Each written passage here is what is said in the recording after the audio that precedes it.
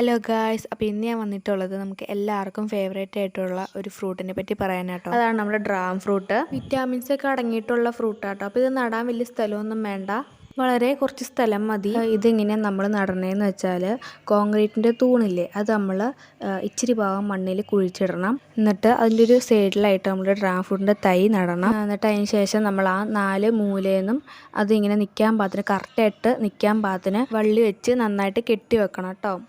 മുകളിലേക്ക് വളരുംതോറും വീഴാതിരിക്കാൻ വേണ്ടിയിട്ട് അതുപോലെ കെട്ടി വെക്കണം.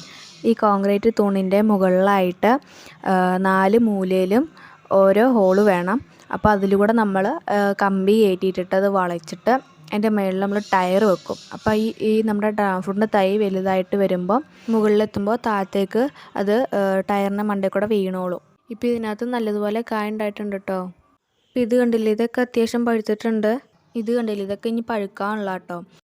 ഇതൊക്കെ ഞാൻ ഓരോ ദിവസം പിടിച്ചു വെച്ച വീഡിയോസാണ്. ഇത് പൂമൊട്ട കേട്ടോ. അപ്പോൾ ഇതിൻ്റെ ഉള്ളിലുള്ള പൂ വിരിയാറായി. ഇത് നന്നായിട്ട് പഴുത്തിട്ടുണ്ട്. ഇത് നമുക്ക് പറിക്കാം. നമ്മുടെ കൈ വെച്ചോണ്ട് ജസ്റ്റ് ഒന്ന് റൗണ്ട് ചെയ്താൽ മതി. ഇത് കണ്ടില്ലേ, ഈ പൂമൊട്ടുകളൊക്കെ വിരിയാറായി.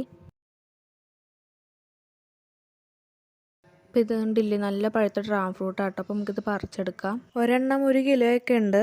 ഇത് നമ്മുടെ വീട്ടിൽ നട്ട് വെക്കുകയാണെങ്കിൽ നല്ലതാട്ടോ. ഇത് രാത്രി ആട്ടോ വിരിഞ്ഞത്. രാവിലെയൊക്കെ ആയപ്പം പൂ വാടാറായിരുന്നു കേട്ടോ. അയൺ കണ്ടൻറ്റ് കൂടുതൽ അടങ്ങിയിട്ടുള്ള ഫ്രൂട്ട്സിൻ്റെ എണ്ണം കുറവാണ്, പക്ഷേ അതിലൊന്നാണ് ഡ്രാഗൺ ഫ്രൂട്ട്.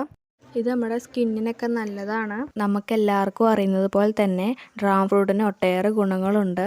അപ്പോൾ ഇതുപോലെ ആൻറ്റി ഓക്സിഡൻ്റ് അടങ്ങിയിട്ടുള്ള ഫ്രൂട്ട്സ് കഴിക്കുന്നത് നല്ലതാണ്. അപ്പോൾ നമുക്ക് ഡ്രാഗൺ ഫ്രൂട്ട് ഒന്ന് മുറിച്ച് നോക്കാം കേട്ടോ. അപ്പം നല്ല രീതിയിൽ തന്നെ പഴുത്തിട്ടുണ്ട്.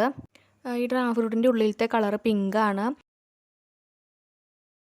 ഇതിൻ്റെ പുറന്തോടിയിൽ നിന്ന് ഈസി ആയിട്ട് വിട്ടു പോരുന്നുണ്ട്. അപ്പം നമുക്ക് ഇതുപോലെ ഓരോന്ന് അങ്ങനെ ചെയ്യാം.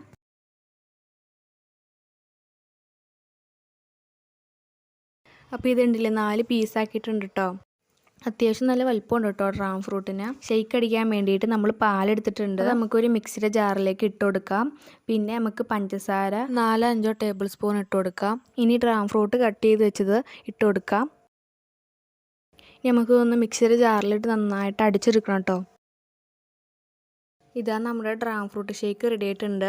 ഡ്രാഗൺ ഫ്രൂട്ട് ഷേക്കിന് നല്ല ടേസ്റ്റ് ആട്ടോ, അടിപൊളിയാണ്. അപ്പോൾ വീഡിയോ ഇഷ്ടമായിട്ടുണ്ടെങ്കിൽ ലൈക്ക് ചെയ്യാനും സബ്സ്ക്രൈബ് ചെയ്യാനും മറക്കല്ലേ. പൂ വിരിഞ്ഞെന്ന് പറഞ്ഞില്ലേ, ഇത് പഴുക്കാൻ തുടങ്ങി കേട്ടോ കായ. ഇത് രണ്ടാമത് ഉണ്ടായത് കേട്ടോ. ഞങ്ങൾ ആദ്യം വിളവെടുത്തതിന് ശേഷം ഇത് രണ്ടാമത് ഉണ്ടാക്കണം കേട്ടോ. ഇത് കായൊക്കെ